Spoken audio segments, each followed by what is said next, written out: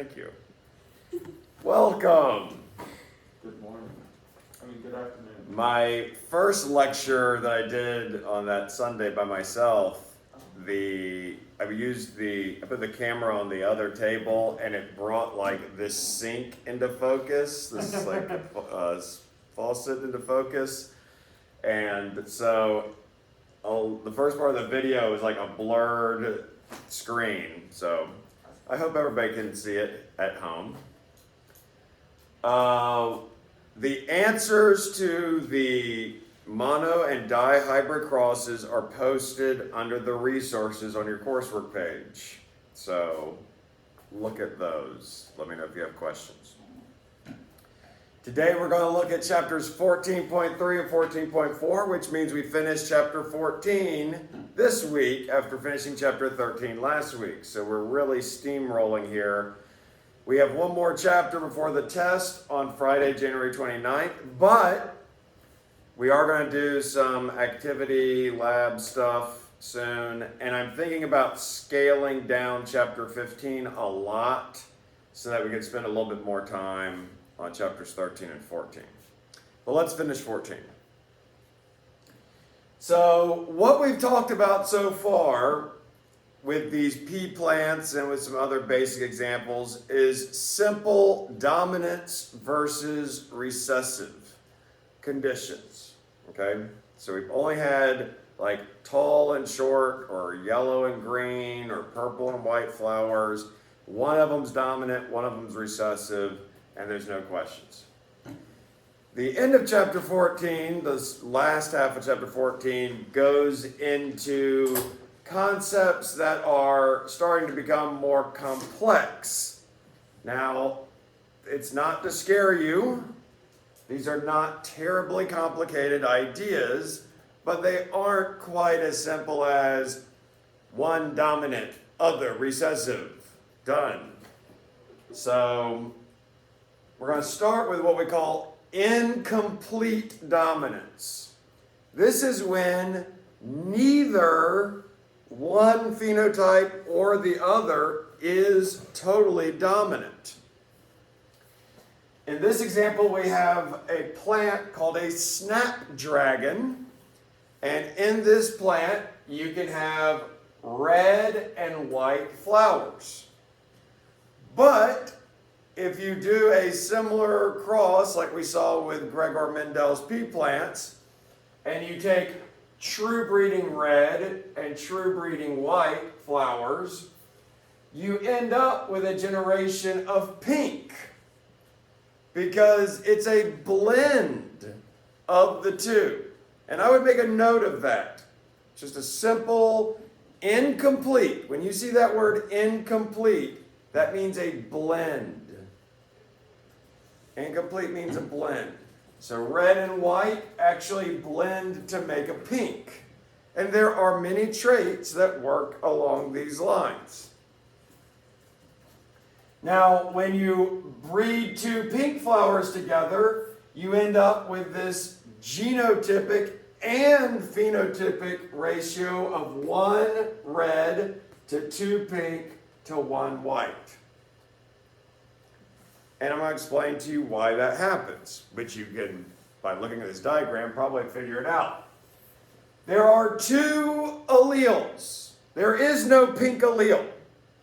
The 2 alleles are the red allele, or the gene for red, and the pink allele, which just means red and white, the white allele. There is no pink allele. There's red and white. But when you have an individual that has one of each, and what term did we use for that? When the 2 alleles are different, like a big T, little t. Heterozygous. That's heterozygous. When you have a heterozygous individual, normally that individual would show the dominant trait. But in this case, the heterozygote with a red and a white allele together show a blend of the 2. It shows white and red blended together as pink. So this happens from time to time. Now the good news is that the Punnett squares work exactly the same way.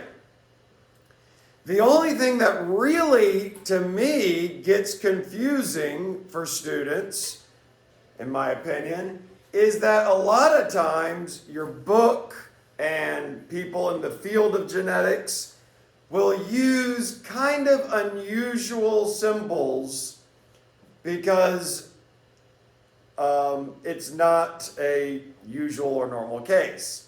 I mean, if red or white was dominant, we would just use like a big R and a little r, or a big W and a little w. But that's not the case. So we don't really go with a capital and lowercase. In this case, they've gone with like a superscript. So they use the letter C, and I don't even know why they use that letter in this case. They use the letter C for both red and white, but with a superscripted R for the red gene or allele, and a superscripted W for the white allele. So it looks weird to see like C with a superscript R, but that would be like writing big R. Or C with a superscript W, but that's just like writing a big W. So it looks a little bit different, but it's the exact same thing. And you just need to know, and I would tell you like, this is an incomplete dominance. I mean, there's no way for you to know that a snapdragon would experience this unless you had the data. Now, one thing I encourage you to do is to use symbols that make sense to you. So a lot of times when I do these problems like on the board or on paper, I will just say big R and big W. I'll use a capital R and a capital W. And if you're red, you're big R, big R. If you're a white flowered snapdragon, you're big W, big W. And then if you ever do a Punnett square where you have an R and a W together, what color is that? R and W together would be the pink. Good. So basically, in this example, the heterozygous individual, the individual that has one allele that's red and one allele that's white, two different alleles, it's its own special blended phenotype. Next, this is a chart of human blood types. And I'm going to go into the actual kind of anatomy of the red blood cells in blood types because that's the only way, that is the phenotype and the only way to explain what's happening here. There's two unique things that happen with blood types in humans. One is called codominance. Similar to incomplete dominance, and I promise you somebody will confuse these on a quiz or test question. Incomplete dominance, like the previous slide, was a blend. But in codominance, you actually see both physical traits appear simultaneously. Some flowers do this. So if you had like a red variety and a white variety, if it was codominance, you could actually get a heterozygote that had flowers with red and white color. And that's essentially what's happening here with blood types. So there are 4 human blood types in general, and they reference what specific carbohydrates you find on the surface of your red blood cells. Your red blood cells carry oxygen in your blood. They course throughout your bloodstream. And your body uses these external markers to determine whether or not a cell is you or an invader, a germ, a disease. Does anybody know their blood type? I know that out of the three of us, two of ours are the same and one's different. Oh, that's kind of weird. I'm You're A? Okay, good. So you're type A, which is this first column right here. Your red blood cells have basically this surface antigen, is what they call it, but it is known as the A antigen. Antigen just means kind of a surface structure that your body uses to recognize its own cells. I think I'm AB. AB, if you are AB, that means you have both the A and the B surface antigens on your cells. You have both, and you are showing that codominance. I am type O. So that worked out well. We have a lot of blood type diversity in here. As a person with type O blood, not only am I going to be the most common blood type, I think about 40% of humans are type O, I don't have these surface antigens on my red blood cells. I just don't have them. I don't have these specific markers on the surface of my blood cells. Now, where do these markers come from? Well, they are caused by 3 different possible alleles. You have an A allele, you have a B allele, and then you have basically the I don't have any antigen markers allele, which is the O, type O allele. So the genes are A, B, and O. Now again, something that looks complicated but isn't, if you really, remove kind of the weirdness here, they use the letter I, typically. They use the letter I. And they do a capital I with a superscript A and a capital I with a superscript B. These 2 genes, the A and the B alleles, they are codominant. So how is it that you have type A blood, assuming you do? What alleles do you have to have type A, B blood? The IA and the IB. You have one of each. That's right. So the only way you can have AB blood is to have an A allele with a B allele, and then both show up. Codominance is both showing up when you have one of each allele. Now, what's that? Which one's the blood type that you can donate your blood to anybody? Is that O? So I am a universal donor because I have type O blood. Are you O positive or negative? I don't remember which one the positive or negative is for me. I think I'm positive. And that is actually the positive negative that you see on blood types is another surface antigen that it's either there or not there. And that's what the plus and minus mean. Is the positive dominant to negative? I don't remember. I think the positive I know is that dominant. Negative is a lot more rare, so. Yeah, but here's the interesting thing, and I'm glad you asked about that. The O allele is recessive to both A and B. But it's also the most common. So just because something's recessive doesn't mean it's rare.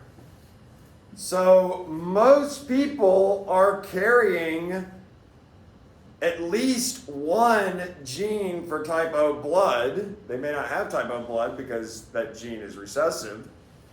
I'm type O because I have 2 type O alleles.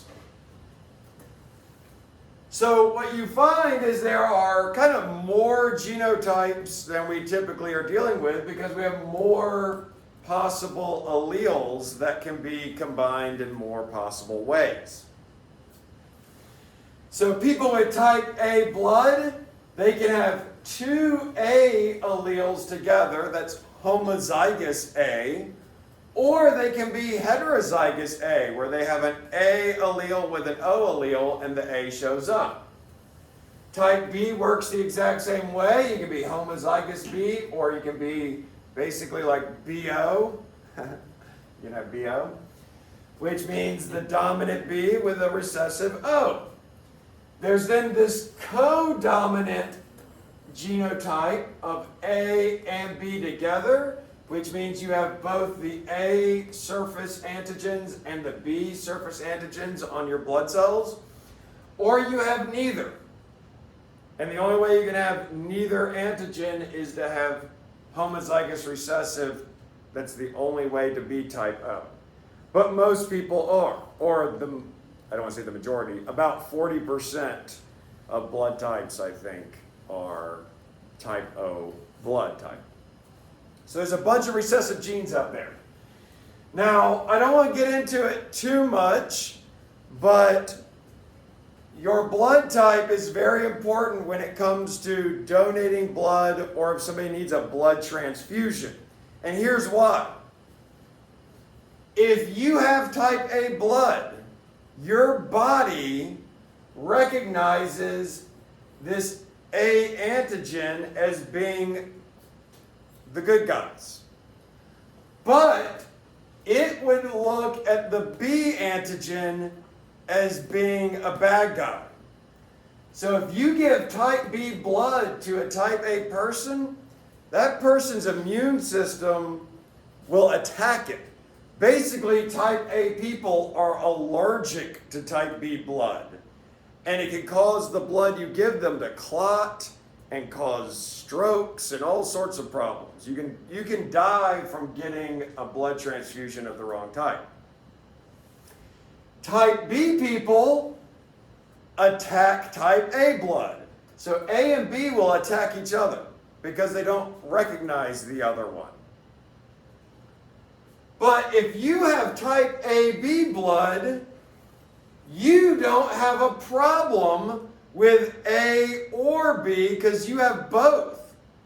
So if you're type AB, you can get blood from anybody because your body is cool with A's and B's being shown on the surface of the blood cells.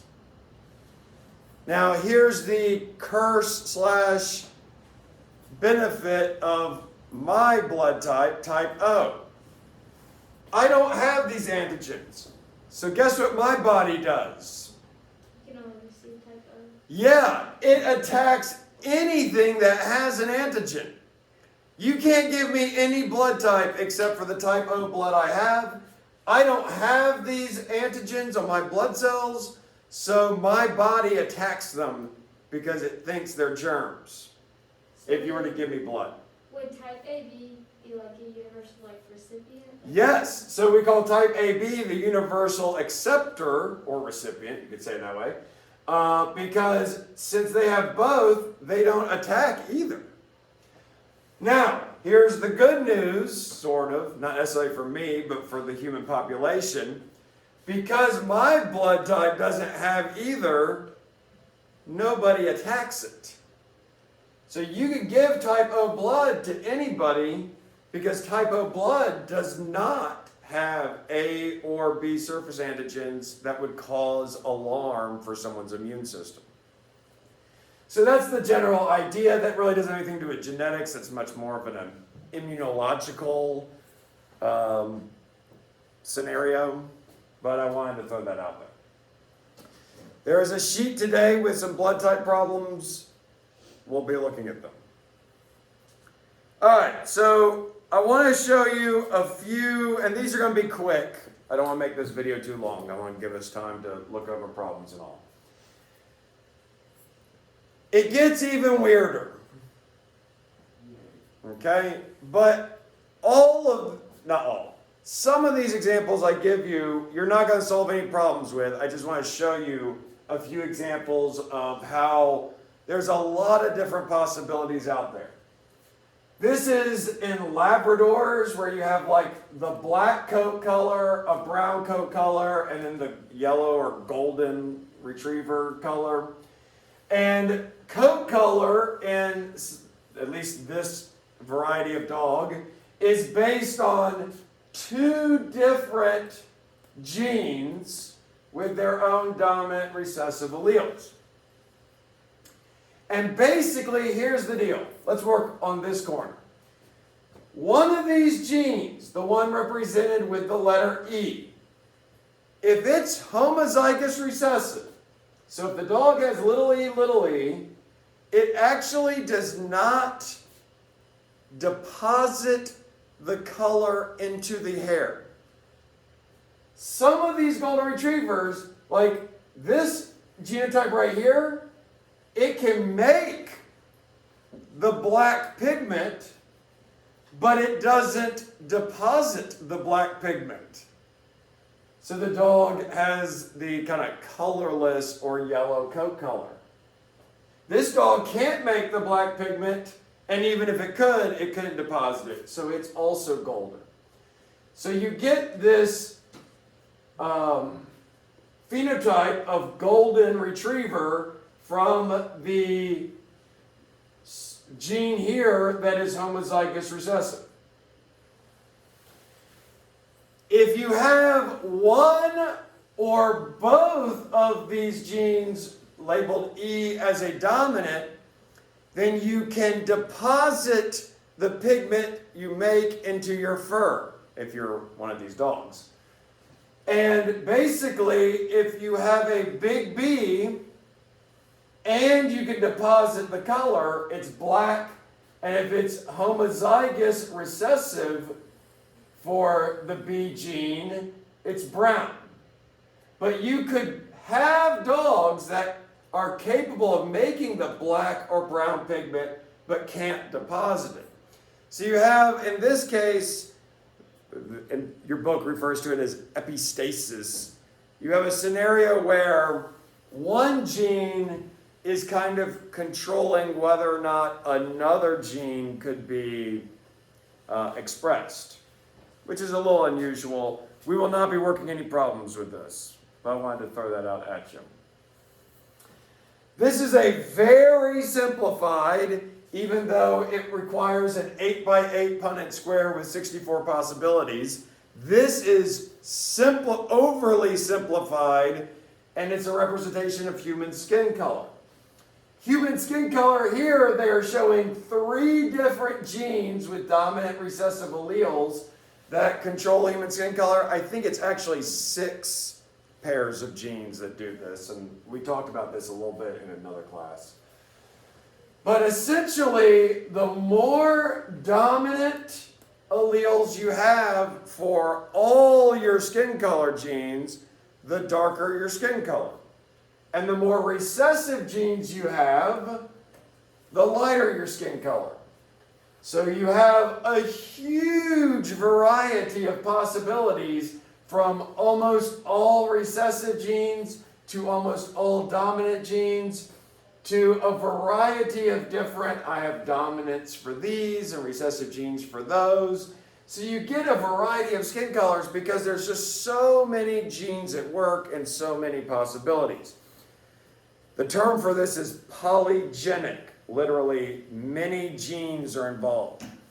So a lot of times, and this is a big reason why I'm showing you this, a lot of times what happens is I give simple examples like, guinea pigs with brown or black fur.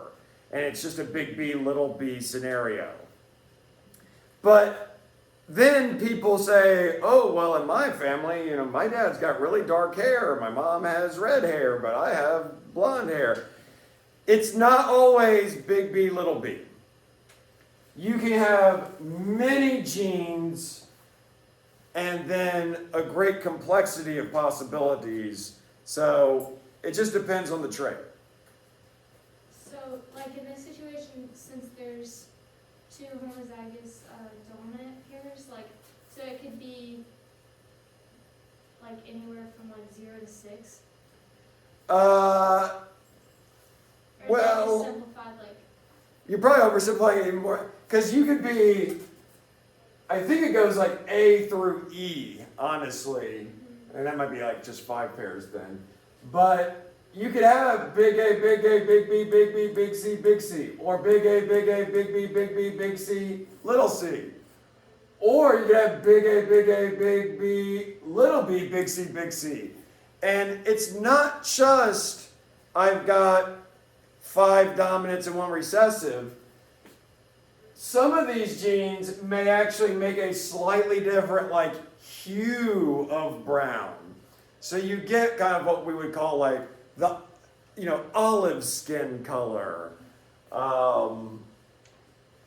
So there's kind of different shades depending on which pair is homozygous dominant or heterozygous or homozygous recessive. And I don't know all the details to human skin color, but there are a lot of possibilities. And yeah, I mean, here they kind of lay out like 6 different shades. Again, they took this and simplified it, because when you start dealing with 3 gene pairs, you're dealing with an 8 by 8 Punnett square. When you have 4 gene pairs, that's a 16 by 16 grid. And if it is 5 or 6, you could have a 64 by 64 or 128 by 128 square table. I couldn't even fit that on here. So this is probably even kind of further simplified from the reality. Okay. This is an example you may have around your house. The hydrangea. These are plants that produce flowers. These flowers typically are either going to be kind of a pink or a blue color, but it's not genetic. It's all about soil pH. Basic soils are going to result in a pinker flower, whereas more acidic soils represent or result in a bluer flower. aren't some hydrangeas white? They do have some other varieties, and some of the other varieties of hydrangeas may actually be genetic. Like there may be like an albinism that they've been able to breed into them. And that's a good question. Also, one I'm not completely sure of the answer to.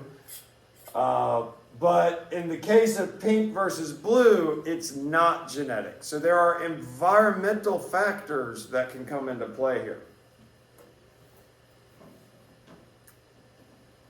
So the chapter doesn't wrap up, but towards the end of chapter 14, they go into pedigrees, which are kind of like a scientific family tree. But I think we're going to have time next week, especially if I scale back chapter 15 a little bit, to go into pedigrees and work on them. I am going to stop now, just so that we don't cover way too much information without practicing anything. And at this point, we're going to spend some time looking over the practice sheets that I gave, and I have answers printed out and answers on the coursework page that are just scans of the answer key I made up. So we're going to use this time to practice these problems, check our answers, and make sure we know how to do the mono and dihybrid crosses. I also have 2 more practice sheets that I want you to try between now and next class. One is just blood types, and the other one is kind of an incomplete dominance where it's all 2 by 2 Punnett squares, but it's like the black and the white chicken that can make a gray. So the results are blended as heterozygotes. So we're going to work on those now, and I'm going to stop and continue with chapter 14 later. Goodbye.